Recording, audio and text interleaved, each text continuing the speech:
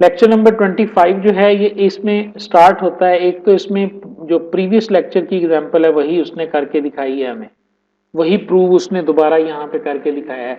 यानी जो पहला L1 L2 are regular then L1 intersection L2, ये पिछले लेक्चर वाला ही है।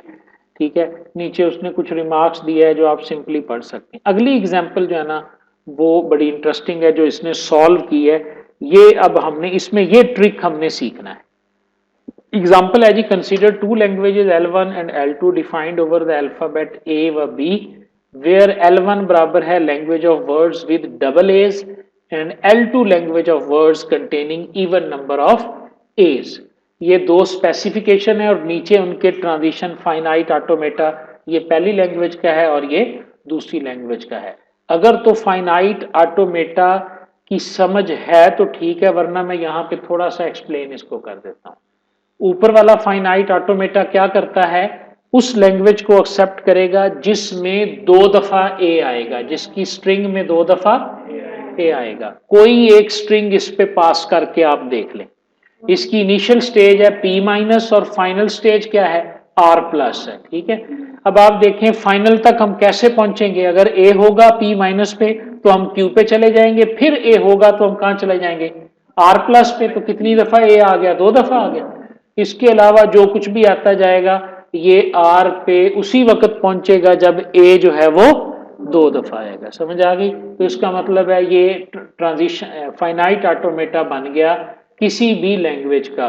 तो अगर आपको लैंग्वेज की डिस्क्रिप्शन दी हो तो आपको फाइनाइट ऑटोमेटा बनाना आना चाहिए। ये मिड तक का टॉपिक था। ठीक है, फाइनाइट ऑटोमेटा कैसे बनाया जाता है। अगर फाइनल में भी आता है तो, या अगर ये ऑटोमेटा लिखा हुआ हो और आपसे पूछा जाए कि इसके ऊपर ये वर्ड जो है ये एक्सेप्ट होगा या नहीं होगा, तो आपको इसे एग्जीक्यूट करना आना चाहिए। समझ आ रही है ना? मसलन इसके ऊपर मैं कहता हूं जी चेक करो जरा, BAB एक्सेप्ट होगा या नहीं होगा। पहला B आएगा तो लूप लग जाएगी, दूसरा A आएगा तो ये Q पे चला जाएगा, तीसरा B आएगा तो ये वापस है P माइनस पे आ जाएगा। फाइनल स्टेज में नहीं गया, इसका मतलब है BAB इस पे एक्सेप्ट नहीं होगा। वो समझ आ गई बेटा? इसी तरह दूसरा जो है, दूसरा जो फाइनाइट ऑटोमेटा है ये है इवन नंबर ऑफ एज। ये हमेशा उस सूरत में एक्सेप्ट करेगा जब ए की तादाद इवन होगी। और इवन क्या होती है, 2 4 6 8। अब जरा 2A को इसके ऊपर रन करके देखें। आपने A को रन किया 1 पे तो ये चला गया 2 पे, दोबारा A आया तो ये कहां आ गया, 1 के ऊपर आ गया। और 1 इनिशियल भी है और फाइनल भी है। अच्छा, 3 दफा A चला के दिखाएं। पहली दफा 2 पे, दूसरी दफा फिर 1 पे, तीसरी दफा कहां चला गया, 2 पे। तो इसका मतलब है इवन नंबर होगा तो ये वापस 1 पे आया करेगा, अदरवाइज ये नहीं है। ये भी काम कर रहा है। इन दोनों के ऊपर वो कहता है नंबर 1 तो इनकी जो है ना वो रेगुलर एक्सप्रेशन आपने कैसे लिखनी है, ये सवाल भी, ये भी पहले हो चुका है मिड में, लेकिन अगर पेपर में आता है तो ऊपर वाले की रेगुलर एक्सप्रेशन अब हम लिखने लगे हैं। रेगुलर एक्सप्रेशन ये नीचे लिखा हुआ है R1 और R2 के साथ, नजर आ रही है ना? ये पहले वाले की लिख रहे हैं जी। कैसे लिखेंगे जी, R1 is equal to P के ऊपर लूप बन रही है B की। ठीक है, समझ आ रही है? B की लूप बन रही है ना, तो हम इसके उसके बाद देखें जरा, B की भी लूप बन रही है और अगर A आएगा तो A जाएगा और वापस B मिलेगा तो फिर P पे आ जाएगा। तो समझ आ रही है ना? अच्छा सर, मैं आपकी तरफ देख रहा हूं, समझ आई इसकी? तो इस जहां पर लूप बनती है ना किसी की, उसको हम रेगुलर एक्सप्रेशन में लिख देते हैं A R B ब्रैकेट बंद और स्टैरिक, ये लिख दिया हमने। ठीक है, A और B की लूप में। उसके बाद 2 दफा A आएगा तो पहला A भी आ गया, दूसरा A भी आ गया, और आखिर पे जाएंगे तो फिर यहाँ पे A और B कुदरत दोनों ही लिखे हुए हैं, A भी लिखा हुआ है और B भी लिखा हुआ है और लूप भी बनी हुई है। तो जब A और B की लूप बनेगी तो क्या लिखेंगे, A प्लस B ब्रैकेट बंद और उसका स्टार। तो समझ आई बात की? इस तरह आप रेगुलर एक्सप्रेशन बना सकते हैं। दूसरे वाले की बनाएं जरा, दूसरे वाले की थोड़ी डिफरेंट बनी हुई है लेकिन है वो भी यही, क्योंकि इसके अंदर मतलब इसकी अगर हम पहले वाले पे बनाए ना तो ये B है। हाँ जी, देख लें जी, ये नहीं पहले बी है जो, और बी से घूम के भी ये यहां पे आ रही है। अच्छा, उसके बाद इसके अंदर प्लस ए आएगा, फिर आगे बी है, बी इसके साथ शामिल हो गया, और फिर बी के बाद ए लेके लूप, और ये सारे लूप में भी हैं, और ये सारे, तो सिंपल इन सब को लिख के प्लस आपने जो है ना वो उसके ऊपर लूप बना दी। अब यहां पर एक चीज देखें कि प्लस हम कब लिखते हैं और प्लस कब नहीं लिखते, ठीक है ना। तो देखो बी है ना, बी के जरिए तो लूप बन रही है, इसके बाद बी के बाद जब ए आएगा, बी के जब बाद आएगा तो वहां प्लस लगा के आपने ए लिखा, ठीक है, और ए के बाद फिर बी की आपकी लूप बनी, साथ ही बी है, और उसके बाद फिर आपके पास जो है ना वो, तो इस तरह आप इसको बना सकते हैं। अच्छा, इसको पिछले तरीके से भी बनाया जा सकता है, वो तरीका क्या है देखें जरा, एक तरीका इसका और भी है, वो देखें क्या है जरा, जो मैं बनाता हूं अक्सर, कि मैं इसकी लैंग्वेज बनाऊंगा तो बी के ऊपर लूप है, मैं लिखूंगा बी स्टार, उसके बाद प्लस लिखूंगा ए, फिर लिखूंगा प्लस बी स्टार, क्योंकि बी की लूप बन रही है, उसके बाद प्लस ए लिख के वापस मैं 1 पे आ जाऊंगा। इस तरह लिख दें तब भी ठीक है, क्योंकि ए जिस तरह ये बात ध्यान में रखें, एक लैंग्वेज की या एक फाइनाइट ऑटोमेटा को एक से ज्यादा तरीकों से रेगुलर एक्सप्रेशन के जरिए लिखा जा सकता है, ये बात भी होगी मुकम्मल। अब आखिरी बात है जी, नीचे हमने इसका कंप्लीमेंट ले लिया, L1 का भी कंप्लीमेंट ले लिया और L2 का भी कंप्लीमेंट ले लिया। लेक्चर नंबर 24 में मैंने बताया है फाइनाइट ऑटोमेटा का जब आप कंप्लीमेंट लेंगे तो वो कंप्लीमेंट का फाइनाइट ऑटोमेटा कैसे बनेगा, बताया था कि जो फाइनल नॉन फाइनल स्टेट्स हैं उनको फाइनल कर दें, ये बेटा उसने FA1 कंप्लीमेंट का बना दिया और FA2 कंप्लीमेंट का बना दिया, ठीक है।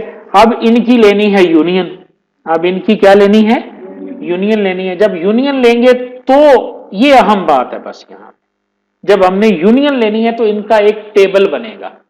पेपर में सवाल आ सकता है आपको, जो लॉन्ग क्वेश्चन है, कि इस तरह दो फाइनाइट ऑटोमेटा दिए होंगे और आपसे कहा जाएगा L1 यूनियन L2 का टेबल बनाओ, L1 और होगा सवाल ही इस तरह आना है, टेबल दिया होगा तो डायग्राम, तो मेरी ये परसेप्शन है कि डायग्राम बनाने की तकलीफ वो आपको नहीं देंगे, डायग्राम से टेबल बनाने की तकलीफ वो आपको दे सकते, ठीक है, क्योंकि वो देखे ना, नहीं डायग्राम एक आधी होती है बेटा, आप जब हमें दोनों काम आते होंगे तो हमें डायग्राम हम ड्रा कर लें या टेबल ड्रा कर लें, मैंने तो दोनों चीजें सिखा रहा हूं ना आपको, डायग्राम बनानी भी सिखा रहा हूं। अब इससे हमने L1 यूनियन L2 कॉम्प्लीमेंट की डायग्राम कैसे, टेबल कैसे बनाना है, क्योंकि पहले टेबल बनेगा बाद में डायग्राम। नंबर 1 इसकी स्टेजेस कितनी है जी, 5, आप 6 स्टेजेस लिख दें, नीचे टेबल देखें जी सामने, नीचे टेबल देखें बना हुआ है Z1 Z2 Z3 Z4 Z5 Z60, आप 6 स्टेजेस नहीं लिख दें, Z1 Z2 Z3 Z4 Z5 and Z60, 6 लिख दिया।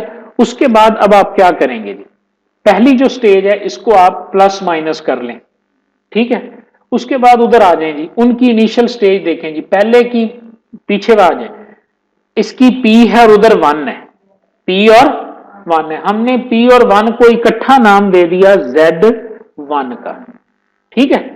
तो अब हमने लिख दिया कि Z1 बराबर है P स्टेज और 1 स्टेज के, लिख दिया। नीचे टेबल में देखें हमने इसके बराबर इसको लिख दिया, मैं इसको आपके लिए तो नहीं, आप तो मूव कर सकते हैं ना, मैं अपने लिए जरा इसे आसान बनाऊं, ठीक है जी।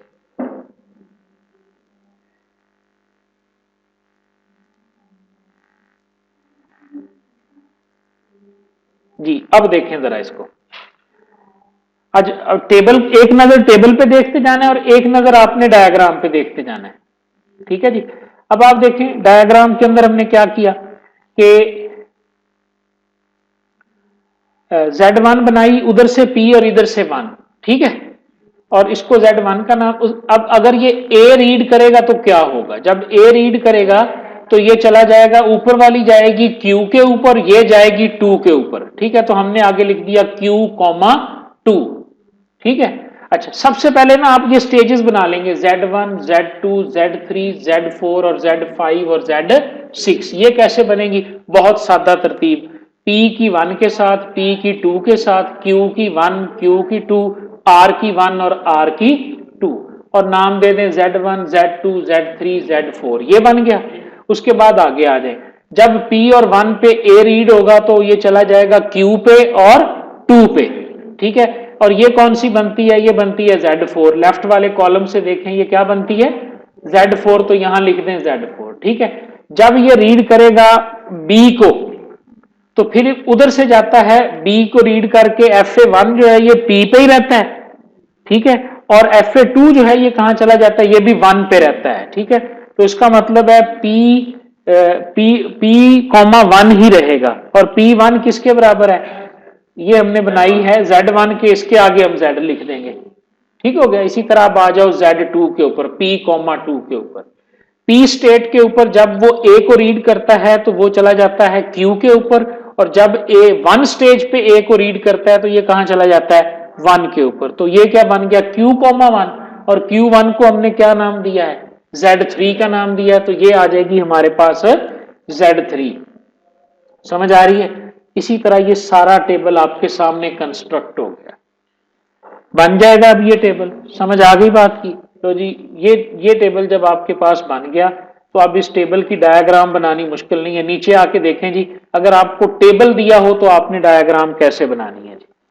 देख रहे हैं जी, Z1, Z2 ये सारी स्टेट्स बनाई, और उसके बाद एरोज बना के Z1 पे A होगा तो ये Z4 पे चला जाएगा। ऊपर हम लिख के आए हैं, देखो जरा, Z1, Z2, Z3, Z4, Z5, Z6, इस तरह इनको बना लें। और ऊपर वाले टेबल के मुताबिक Z1 पर जब A रीड करेगा तो Z4 पर एक तीर Z4 की तरफ, Z1 पर जब B रीड होगा तो कहां? Z1 पर, उसके ऊपर लूप लग गई। और साथ में ये एरो बनाते जाएं, साथ में लेबल करते जाएं। डायग्राम बन गई आपकी या नहीं बन गई? ये डायग्राम अब किस चीज की है? L1 complement union L2 complement. समझ आ गई? अच्छा, L1 complement union L2 complement को जब हम खोलेंगे, जब इस सारे का कंप्लीमेंट लेंगे तो क्या बन जाएगा? L1 intersection L2। तो हमें कंप्लीमेंट का फाइनल को नॉन फाइनल बनाना आता है। तो नीचे देखें जरा, आपने उसी ऊपर वाली डायग्राम का जब नॉन फाइनल बनाया तो आपकी वो डायग्राम बन गई नीचे वाली, ठीक है। हमने पीछे तो हमने प्रूफ सिर्फ देखा था ना कि कॉम्प्लीमेंट लेके हमने किस तरह से साबित किया है। यहां पर हमने डायग्राम्स भी बना के दिखा दी। FA1 और FA2 हमें मिला, FA1 FA2 का यूनियन लिया, नई डायग्राम बनी, और उस यूनियन का जब हमने कॉम्प्लीमेंट लिया तो हमारे पास ये वाली डायग्राम जो है ये आ गई। तो समझ आई बात की? अब ये तो है लंबा काम, ये नहीं आएगा कि आपको दो फाइनाइट ऑटोमेटे दे दी और आपसे कहा कि डायग्राम के जरिए इसका L1 और इंटरसेक्शन L2 फाइंड करो, ये नहीं आएगा। जो इसमें से सवाल आपको आ सकता है वो क्या है? वो सवाल नंबर 1 तो ये, दो फाइनाइट ऑटोमेटा दिए हुए हैं और यूनियन के जरिए उनको मिलाना कैसे है, ठीक है। एक तो ये आ सकता है। दूसरा ये आ सकता है कि दो फाइनाइट ऑटोमेटा दिए हुए हैं और उनका नया टेबल किस तरह बनाना है यूनियन करके, जो हमने ऊपर बनाया, ठीक है। या अच्छा, उसके बाद ये हो सकता है कि टेबल गिवन हो और आपसे कहा जाए डायग्राम बनाओ, या डायग्राम गिवन हो और आपसे कहा जाए कि टेबल जो है ना वो कंस्ट्रक्ट करो। इस टेबल को कहते हैं ट्रांजिशन टेबल। इस टेबल को क्या कहते हैं? जिसके अंदर जो स्टेट्स होती हैं ऑन इनपुट बता रही होती हैं कि कहां से कहां जाना होता है। समझ आ गई बात? Thank you.